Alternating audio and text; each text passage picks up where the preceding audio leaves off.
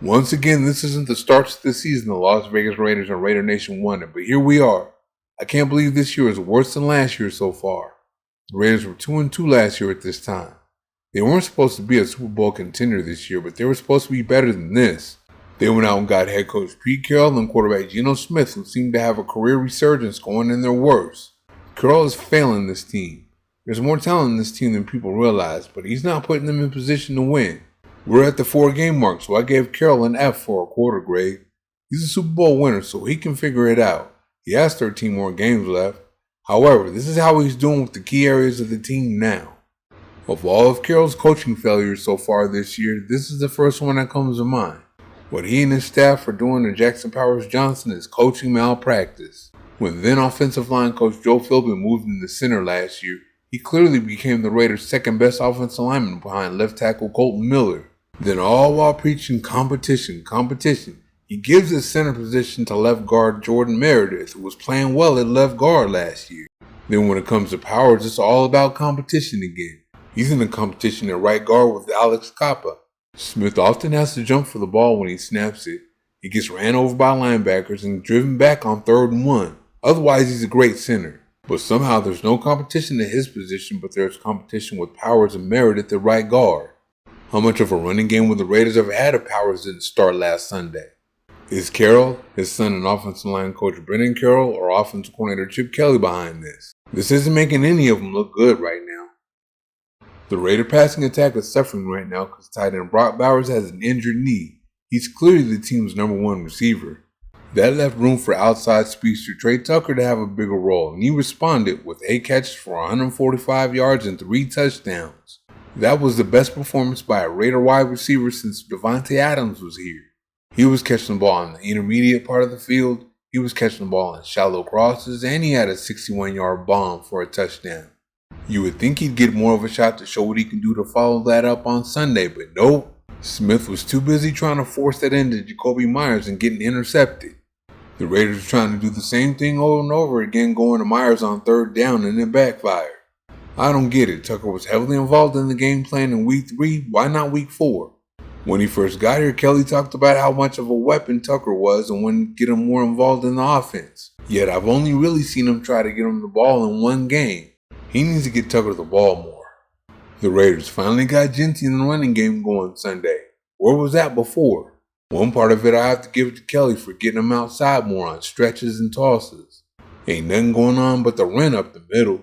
The other part of it is the Chicago Bears are ranked dead last against the run. So if you think the Raider offensive line is starting to pull it together and Meredith and Powers are going to be alright at the positions they're playing, think again.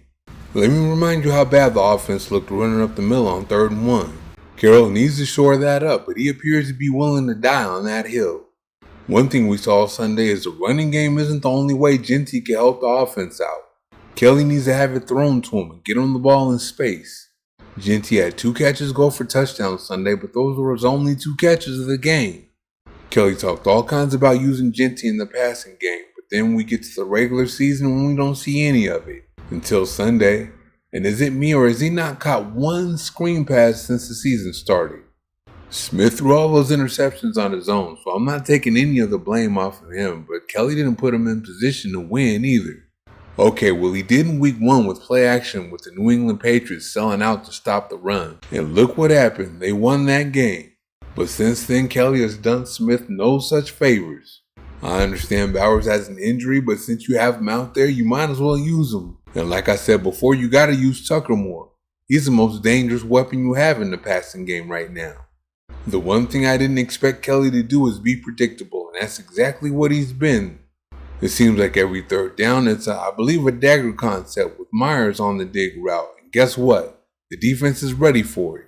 Of course they are. He does that every game on 3rd down, over and over and over, and opposing teams watch that on film. What's going on with Kelly? You can't be that predictable in the NFL, and it's really disappointing to see him be like that over the first 4 games of the season. I said it in my last video, and I'm going to say it again now. The Raiders are wasting Max Crosby's prime. Well, actually, the Raiders have wasted his whole career up to this point. They need to get him some help. He's taking double teams, triple teams. You got to win your one-on-one matchup when he's getting doubled and tripled like that. The last regime tried with interior defensive lineman Christian Wilkins, but you can't predict zestiness like that. Fellow edge rusher Malcolm Kuntz is someone that we're just going to have to be patient with coming off that knee injury. He looked like he's starting to come around Sunday though. He had 5 pressures. I still think it was a good move to resign him. 2023 first round pick Tyree Wilson had a sack Sunday. He has 2 for the season. Hopefully he can pick it up. And the rest of the guys, well, they're good. They can play. But the Raiders need guys that are guaranteed to beat one-on-one blocking. And they need to do it consistently so Crosby can see more one-on-one blocking. The Raiders should have made a better move for an interior defensive lineman after the Wilkins debacle. There was a time that Carroll sounded bullish on rookie third-round pick Darian Porter. He talked about how special he is and how he reminds him of Richard Sherman and how he's not afraid to start freshmen and rookies and no starts early on for Porter. I think he's on his way to starting this week with Eric Stokes injured. I personally think he should have been starting all season long though. Kelly hasn't done anything to make someone want to hold a rookie back from getting some experience. As a matter of fact, I'd say he's done quite the opposite. He's been getting beat like a drum out there. Opposing quarterbacks have completed 76.2% of their passes for 256 yards when throwing the ball his way. That 256 yards in 4 games is on pace to go over 1,000. He's only given up 1 touchdown, but he's given up a passer rating of 132.2. He's given up catches of 20 or more yards in 3 of the 4 games too. For all that, you can go ahead and let your talented rookie go in there and get him some experience. I really don't think he would do any worse. There's an age for players where you're simply not as good. The same applies for coaches too. Same for GMs, same for owners. Look at Al Davis at the end of his life. Look at Jerry Jones now.